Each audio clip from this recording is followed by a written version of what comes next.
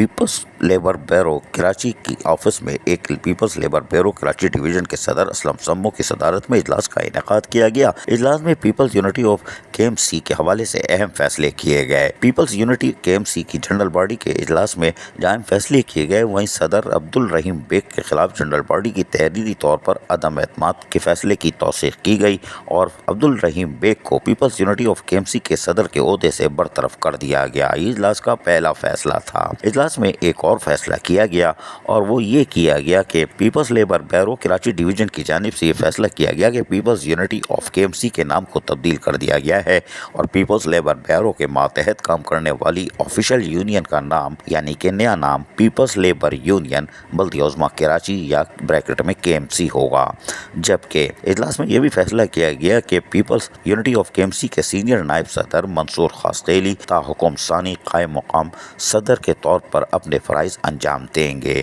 یہ تو فیصلہ ہو گیا۔ تاہم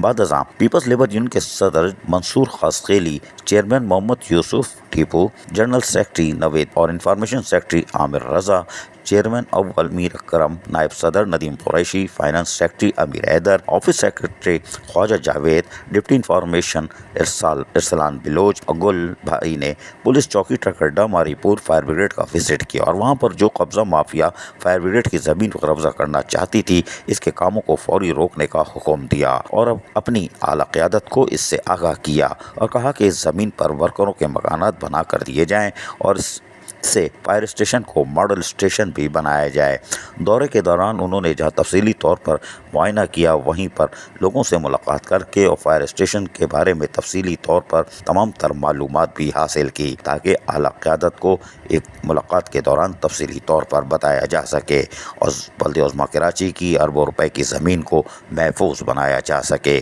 عزیز عارف، KBS بلدیاتی نیوز کراچی۔ ایسی ہی خوبصورت ویڈیوز فیوچر میں حاصل کرنے کے لیے ریڈ بٹن پر کلک کر کے اور بیل آئیکن کو پریس کر کے ہم سب کے سبسکرائبر بننا مت بھولیے۔